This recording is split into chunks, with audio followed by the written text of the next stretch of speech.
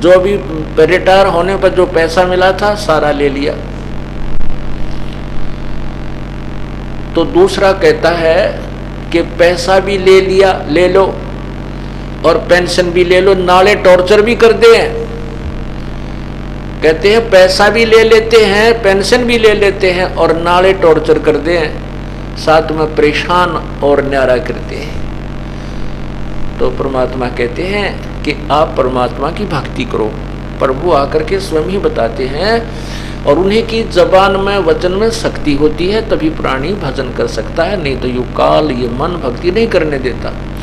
तो इसके लिए ये बताया कि यदि आप पहले से भक्ति करने लग जाओगे, ये अमृत वचन है परमात्मा की वाणी, समझ लेना। यदि आपको पहले से ये तत्व ज्ञान मिल जाता और ये सत साधना मिल जाती, तो आपके अंदर इतनी भक्ति कमाई बन जाती कि आपके पुत्र वधु, आपके पुत्र पौत्र आपके बैठे की सेवा करते। आप देखते हो संतों के पास कौन सा धन है, या तो उनके पास पूर्व जन्म की कमाई है जो वर्तमान में शास्त्र विरुद्ध साधना करे हैं, और जो वर्तमान में सत्साधना भी कर रहे हैं तो उनके पास नाम की कमाई है, भजन की कमाई है, और हर एक व्यक्ति उनको प्रणाम करता है, उनकी सेवा करने की चेष्टा करता है। तो इसी प्रकार यदि आपकी भक्ति पहले से प्रारंभ हो जाती, राहत तो अब भी मिलेगी, ऐसी बात नहीं है। अभी वो अब थोड़ा सा सेट होने में टाइम लेगा परमात्मा, क्योंकि आपकी कमाई बनवाएगा धीरे धीरे, और बहुत जन्मों से बिगड़ा हुआ काम है अपना, बहुत ये उलझ पुलझ हमारा जो संस्कार हैं इनको धीरे धीरे ठीक करेगा। फिर वो पुत्र भी पुत्र वधु भी अपने आप ठीक होने लग जाएंगे। यदि पहले से ही भक्ति कर रहा होता तो ये आपत्ति आप पर नहीं आती। परमात्मा कोई ना कोई ऐसी व्यवस्था कर देता आपकी। तो इसलिए कहते हैं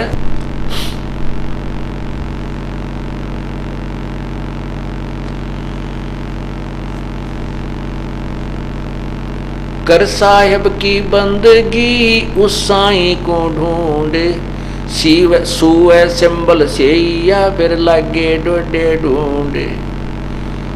उस परमात्मा की भक्ति कर और उसी परमात्मा की खोज कर, पूर्ण परमात्मा की, और नहीं तो जो संसारिक कार्य क्रियाएं तो केवल यही इन्हीं को करके अपना जीवन व्यर्थ कर रहा है, ये तो उस तोते जैसा हालत आपकी ऐसी हालत होगी कि जिस परिवार में तू सुख ढूंढना चाहता है नहीं, हाँ इस परिवार में तब सुख हो सकता, सब परिवार को आप नाम पर लगा लीजिए। कोशिश कीजिए कि आपके बच्चे भी, आपके पुत्र वधु भी, बेटियां भी, माता पिता भी परमात्मा के चरणों में आ जाए, उनका जीवन सफल हो जाए। और किसी कारण से ये वो नहीं मानते हैं तो आप अपनी क्रिया को मत त्यागिए। तो परमात्मा कहते हैं अपनी करनी पाएंगे क्या पिता के पूत, हिरण्यकशिपु तो हार गया और प्रहलाद भक्त अनुभूत।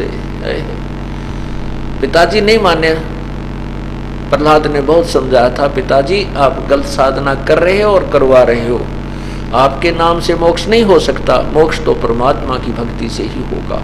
इसी कारण से हिरण्यकशिपु अपने पुत्र का शत्रु बन गया और बहुत ज़्यादा तंग किया उसको, बहुत ज़्यादा परेशानियां दी, बहुत बार मारने की कुचेष्टा की, लेकिन प्रभु ने पल पल में रक्षा की। अंत में हिरण्यकशिपु को मार दिया गया भगवान के द्वारा और प्रहलाद भक्त को सुरक्षित रखा। तो यहाँ बताते हैं ठीक है, प्रार्थना करो, मनाओ, जहाँ तक अंतिम श्वास तक कोशिश करो कि यह भक्ति पर लग जाए। नहीं मानते हैं तो अपनी करनी पाएंगे के पिता के पूत, और हिरण्यकशिपु तो हार चला, प्रहलाद भगत अनुभूत।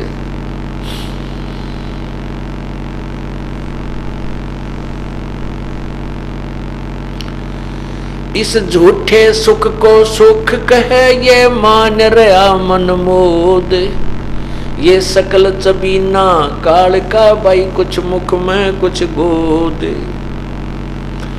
इस झूठे सुख को सुख कहे ये मान रहा मनमोद, ये तो सकल आहार कभी काल का है, सकल कबीला ये आहार जो है काल का, कुछ मुख में कुछ गोद। सकल चबीना काल का। 1 लाख तो आज पूरे कर लिया उसने, 12 बजे तक और कर लेगा, रह रहे होंगे तो कुछ है? और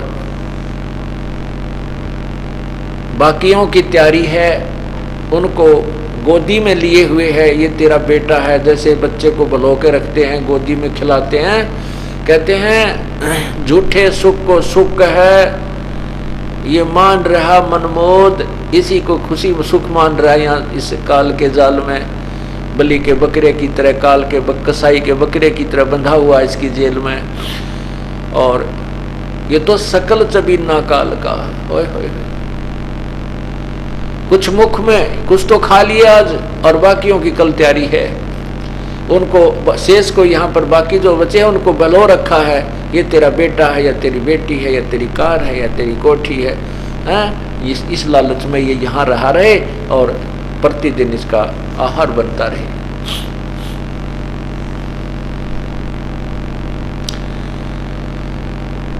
मौत बेसारी बावड़े अचरज किया कौन है, तन माटी में मिलेगा जो आटे में लोन। जामन मरण विचार करिए कूड़े काम निवारे, जिन पंथों तुझ चालना सोए पंथ संवारे। जामन मरण विचार कहे कि ये जन्म और मृत्यु सबसे भयंकर कर्म हमारे बंधा हुआ है, और इसका पूर्ण विचार करके तत्व ज्ञान सुन के, क्या सुन के कि कोट जन्म तन भर मत हो के कुछ ना हाथ लगा रे, कुकर सोकर खरबा बोरे कौआ हंस बुगारे। कोटि जन्म तू राजा के ना मिटी न मन की आशा, भिक्षक हो गए दर दर घूम्या मिला न निर्गुण रासा। इंद्र कुबेर इसकी पदवी ब्रह्मावरण धर्मराया, विष्णुनाथ के लोक को जाके फिर भी उल्टा आया। असंग जन्म तो मरता होगे जीवित क्यों न मरे रे, द्वादश मध्य महल मुठ बोरे बहर न दे धरे रे। दो जग बहिष्ट सभी तय देखे राजपाट के रसिया, 3 लोक से तरपत नाही ये मन भोगी खसिया। सतगुर मिले तो इच्छा मेटे पद मिल पदे समाना, चल हंसा उस लोक पठाऊं जो आदि अमर अस्थाना। 4 मुक्ति जहाँ चंपी करती माया होरी दासी, दास गरीब अभय पद पर से वो मिले राम अविनाशी। कहते हैं इन जन्म और मृत्यु के झंझट को विचार कर, ये कूड़े काम निवार, ये गंदे कर्म छोड़ दे, ये बदफैल त्याग दे, बीड़ी पीना, शराब पीना, तम्बाकू हुक्का पीना, मांस खाना, चोरी करना, जारी करना, डाके मारना, 2 के 20 बनाना, रिश्वत लेना। कहते हैं ये जुल्म त्याग दे। जामन मरण विचारे का ये कूड़े काम निवारे, जिस जिन पंथों तो चलना सोहे पंथ संवारे। अपने उस रास्ते को साफ कर ले, परमात्मा वाले रास्ते पर चल। अपने जीवन सफर में जो आगे तेरे पाप कर्म रूपी कांटे हैं उनको इस सत्य नाम रूपी सिमरण से बुहार ले, साफ कर ले, तेरा जीवन ठीक रहेगा। वो कष्टदायी जो दायक कर्म है वो नष्ट हो जाएंगे।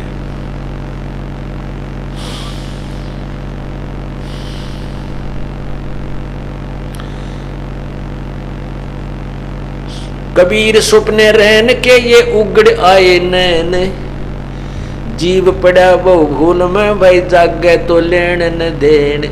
अब तो हम भूल में आंख मीच के लग रहे हैं, ये भी जोड़ लो, रात में भी कमाई दो और टाइम भी कर लो, पता नहीं कित चोरी तय भी, मिलावट तय भी, किसी प्रकार धन आ जाए नो इकट्ठा करके बैंक बैलेंस बना दो, कोठी जोड़ दो। और जब ये तत्व ज्ञान रूपी डंडोरा आपके कानों में पड़ेगा, आपको जब ये आंख खुलेंगी, आपको ज्ञान होगा, कहते फिर ये तो सपना सा होता है। फिर जैसे स्वप्न के अंदर एक बिल्कुल गरीब आदमी और स्वप्न लेता है वो कार और कोठियों के, स्वप्न में बड़ी बढ़िया कोठी में लेटा हुआ है, कार खड़ी है, कार में बैठ कर चल पड़ा है, और फिर घरवाली ने रुका मारा, खड़ा हो ले मजदूरी में नहीं जाना क्या। जब वो फड़फड़ा के उठा तो झोपड़ी में पड़ा। कितकी कार थी, कौन सी कोठी थी। तो ऐसे ही आज हम जो भी यहाँ साजबाज अपना माने बैठे हैं, ये सौपन है। और जब ये सौपन जागा टूट उठ के मुंड पकड़ रहा है, ये जीवन समाप्त होते ही ये सौपन टूटेगा। और फिर समझ में आओगी रहे कौन बेटा था, कौन बेटी थी, कौन कार थी, कहाँ मेरी कोठी थी। और यम के दूत बाँ पकड़ के ले जान लग रहे, चल मैं बताऊंगा तेरी कोठी कहाँ थी। कहते हैं जागे तो फिर लेन देन कुछ भी कोई नहीं था। तो पुण्यात्माओं, इस सौपन में अब ये एक जीवन का सौपन है आपका। 100 वर्ष का है, 60 वर्ष का है, 70 का है, 80 का। यो एक दिन समझो, ये एक रात्रि समझो सौपन में हो। और जब ये सौपन टूटेगा, ये जीवन समाप्त होगा, तो आपकी वो आँख खुलेंगी। अब कहाँ चलूँ, अब क्या करूँ, मेरा जिसके लिए मैंने सारा जीवन खो दिया वो तो मेरे साथ आया नहीं कोई भी। तो कहते हैं हिड़की दे दे रोएगी सुरता जब तू चल लेगी अकेली। पछाड़ खा खा रोएगी पड़ेगी आत्मा जब सारे साजबाज को जो सारा जीवन में जो इकट्ठा किया था यहीं छोड़कर और अकेला जाना होगा, जब इसके साथ कुछ नहीं होगा। तो वो नहीं रोएगा जिसके पास राम नाम का धन होगा और पुण्यों की कमाई इसके साथ होगी। वो नहीं रोएगा, वो सहर्ष जाएगा, उसका ज्ञान भी साथ होगा कि ये तो एक दिन होना ही था भाई, ये तो होना ही था। रोजाना संत जी बताते थे, संतों की वाणी का प्रमाण देते थे कि एक दिन तो यूं जा आना ही था। और शुक्र है हमें सुअवसर मिल गया इस जाने से पहले कुछ भक्ति और पुण्य कमाने का। ये आपके ऊपर मेहर है प्रभु की। कहते कबीर सोपन रैन के उगड़ आए नैन, जीव पड़ा बहु भूल में जागे तो लेन न देन।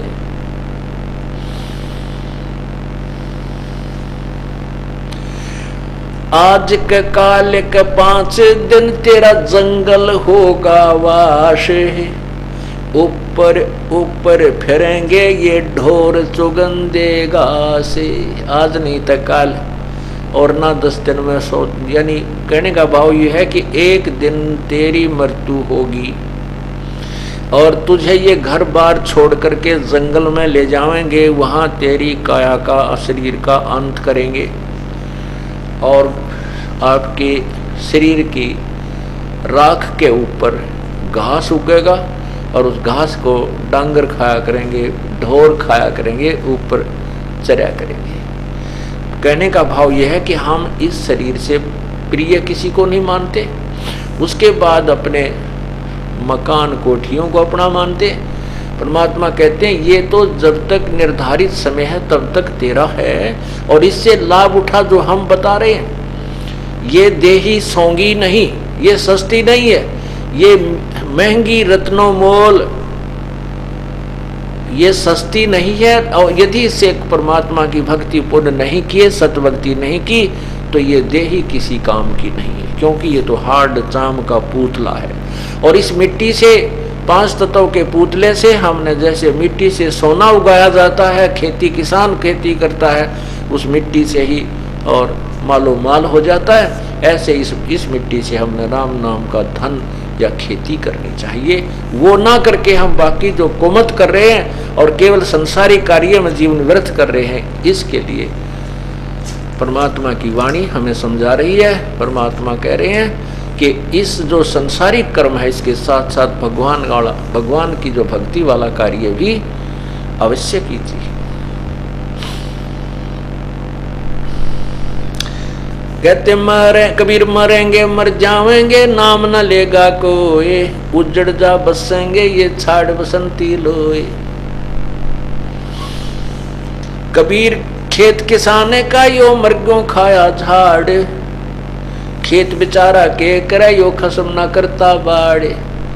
ये 5 मृग काम क्रोध मोह अहंकार रूपी जो मृग हैं, कहते हैं इस शरीर रूपी खेत को बर्बाद कर रहे हैं। और कहते हैं मृग तो खाएंगे भाई, ये प्राणी तो इनको खाएंगे खेत को, यदि धनी उसकी बाढ़ नहीं करेगा, उसकी कोई डिफेंस नहीं करेगा। तो फिर कहते हैं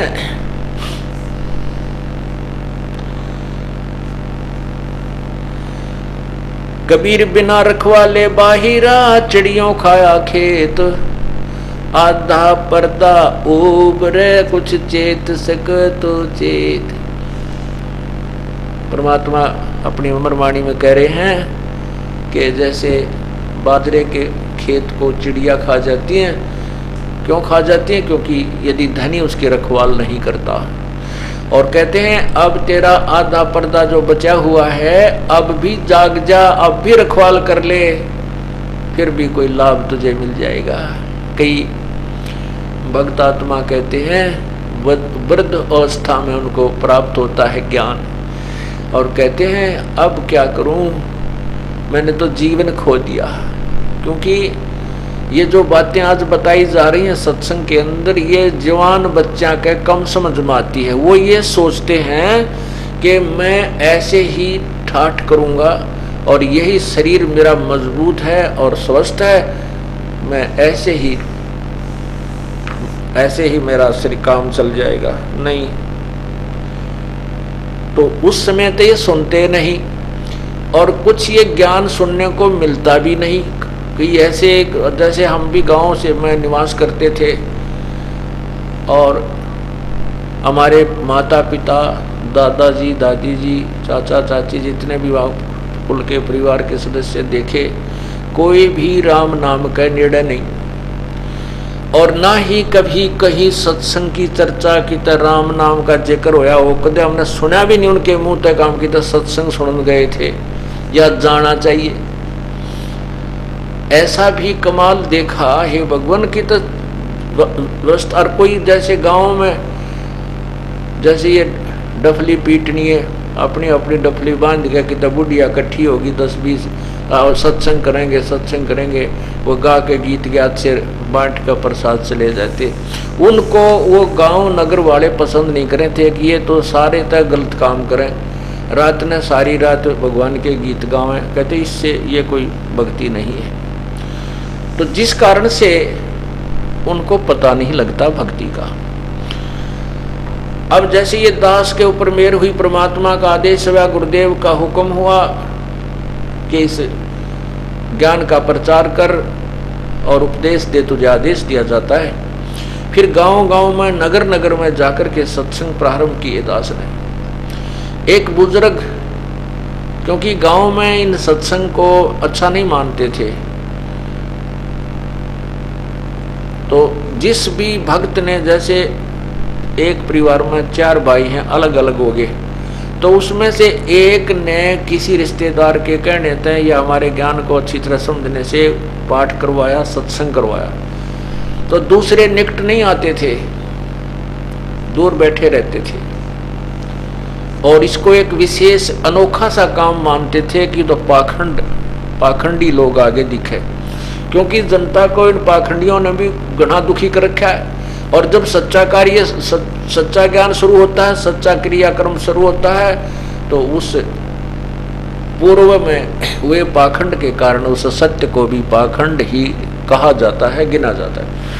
तो ऐसे ये दास वहाँ पाठ किया करने गए, सत्संग किया रात्रि में।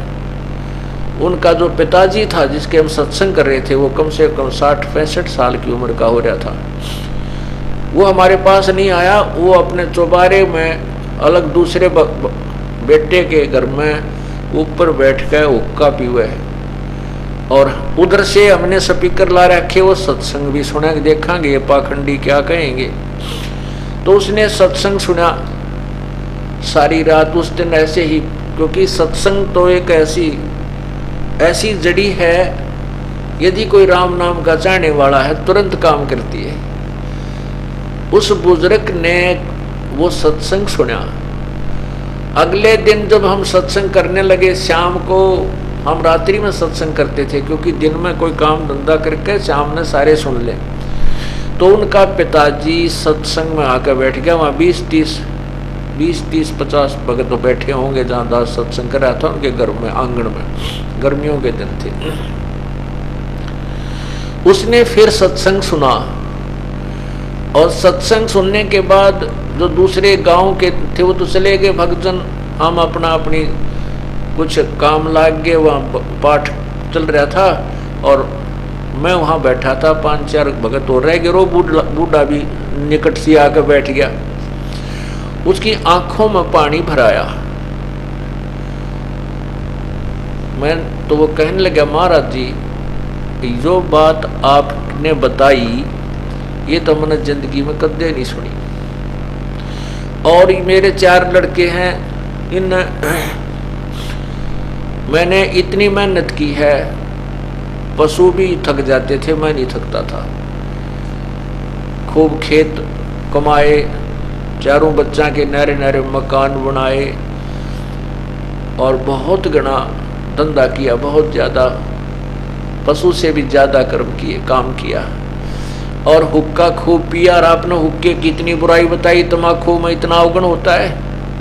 पहले तो राम नाम कदे जिंदगी में सुना भी को नहीं, भगवान भजना चाहिए। जैसी परंपरागत जो धोख पूज थी वो करते रहते थे। छठे महीने 20 दिन में, महीने 2 महीना में जहाँ भी होती थी। और मुझे अब ये समझ में आई है कि अब मेरा क्या बनेगा। मेरी तो उम्र रही नहीं, यदि मैं नाम लूं अब के मेरा 2 साल का हूँ, 4 वर्ष का हूँ, मेरी मृत्यु हो जाएगी। मेरी गिल तो बहुत बूढ़ी बनी। कहने लगा, मैंने आपका रात को कल भी सत्संग सुना था, आज मैं उस सत्संग को सुन के यहाँ आया। आज और कति जो अंधेरा था वो हट गया। और न्यू कह के वो बूढ़ा फिर रोने लग गया। वो बुजुर्ग बहुत रोया। ने बोला, मेरा क्या बनेगा, मेरे प्राणी का, मेरे जीव का क्या होगा है भगवान। यदि मुझे ये पहले ज्ञान मिल जाता तो मैं पहले भी भक्ति पर लग जाता। मैं तो चाहता था, मतलब आज जो चाह है मेरी उस दिन भी होती। तो मैंने कहा, भक्त आत्मा ऐसी कोई बात नहीं है, आप अब भी नाम लो, फिर भी आपके जीव का कल्याण होगा। ने बोला, के नाम लेने जोगा रह रहा हूँ मैं, कुछ करने जोगा नहीं, हाथ में 2 पैसे नहीं, मैं दान कर लूँ, फलान कर लूँ। कहने लगे बेचारा अपना सारे दुख रो है। तो मैंने उसको समझाया कि जैसे कुएं में बाल्टी गिरती हो और वो रस्सी घिसटती जा रही है, घिसटती जा रही है, और उसको भाग दौड़ के और कोशिश करके यदि पकड़ ले, और वो चाहे 1 फुट की शेष रहती हो, कुएं में जानते हैं, और वो भी अगर पकड़ी गई तो बाल्टी भी आ गई और पानी भी आ गया, कुछ भी ना गया। और ये सोच के गई जान दे, देखियो तो जा ही रही हो, तो गई, हाथ पा मारे, बाज दौड़ कर पूछड़ी सी ठा जा नेजू की रस्से की, तो बाल्टी भी आई, पानी भी आ गया। तो इस बात ने सुनकर उसमें जान सी आ गई। ने बोला, सचमुच कुछ मेरा उद्धार होगा। मैं कहा, होया पड़ा है। परमात्मा ने तो यहाँ कहा कि आखिरी सांस में भी ये सच्चा नाम पूर्ण संत मिल जाए तो भी मनुष्य जीवन तक दिवा देगा आपको, और मनुष्य जीवन मिलेगा तो फिर भक्ति भी कहीं न कहीं परमात्मा, ये तो एक कलम सी चढ़ा है, फिर व्यवस्था भी आपकी करेगा। उस बुजुर्ग ने नाम लिया और लगभग वो 10 वर्ष जिया, खूब भक्ति करी, होका त्याग दिया। उस दिन ने बोला, कति खुट्टी का टांग दूंगा, हाथ ही लाऊंगा इसका, ऐसा जहर है यू। तो पुण्यात्माओं कहते हैं, एक के चोट सिधारिया जिन मिलन दाचा। जिनको परमात्मा चाहिए वो तो 1 का 2 बात में समझ जाते हैं। जो ढीठ हैं, चीकने गड़े, उनके ऊपर तो कितना है कि मैं वर्षा कर दे सत्संग की। उसके लिए कहा है कि कोट वर्ष कर संगत साधों की, पत्थर का जल में के भी जय, और चंदन बन में रंग ला दे, एक बांस बिटम्बी ना सींचे। पत्थर ने, वो तो पत्थर कैसे प्राणी हैं जो जल में भी नरम नहीं होते। पत्थर को जल में डाल दीजिए, चाहे 100 वर्ष तक रखिए, बाहर निकाल के बिड़ा के देख लीजिए, जो का त्यों आग होगी, उसमें चिंगारी पाटेंगी। ऐसे ही जो सत्संग में सुनकर भी जो नहीं विचार करते, ग्रहण नहीं करते भक्ति को, वो पत्थर कैसे जीव हैं। और चंदन का वृक्ष आसपास के पेड़ों को, चाहे नीम का भी पेड़ क्यों नहीं है, उसको भी चंदन जैसी महक भर देता है। लेकिन बांस, बंबू जो होता है, बंबू, उस बांस के अंदर उस चंदन के वृक्ष की महक नहीं समाती, वो न्यो का न्यो रह जाता है। तो इस प्रकार जो बांस के ऐसे प्राणी हैं उनको छोड़ करके बाकी से सभी इस सत्संग रूपी चंदन की महक से अवश्य चंदन बन जाएंगे, अर्थात वह भी ओरा न समझाने लग जाएंगे और अपने विकार त्याग कर भक्ति करने लग जाएंगे। तो कहते हैं खेत बिन रखवाले बाहिरा, चिड़िया खाया खेत, आधा पर्दा उबर कुछ चेत सके तो चेत। अब भी जो शेष रह रहा है उसको भी संभाल ले, 2 दाने हो जाएंगे, ऐसी बात नहीं है। आड जड़े जो लाकड़ी और केस जड़े जो घास, और सब जग जड़ता देख कर भया कबीर उदास। ये बड़ा जले लकड़ी जले और जले जलावन हारे, और देखण आले भी जले इब किससे करूं पुकारे। आड़ जले, चिता के ऊपर लाकड़ी जले, और जो जलाने के लिए जा रहे एक दिन वह भी जले, और देखण आले भी जले। कहते भी इनसे के अर्ज करो वे तुम मुझे बचा दो यहाँ से जलने से। तो वो पूर्ण परमात्मा की साधना, पूर्ण संत से प्रार्थना करो कि फिर नहीं जलोगे, सदा के लिए सुखी हो जाओगे, ऐसे स्थान पहुंच जाओगे जहां कभी मृत्यु नहीं होगी।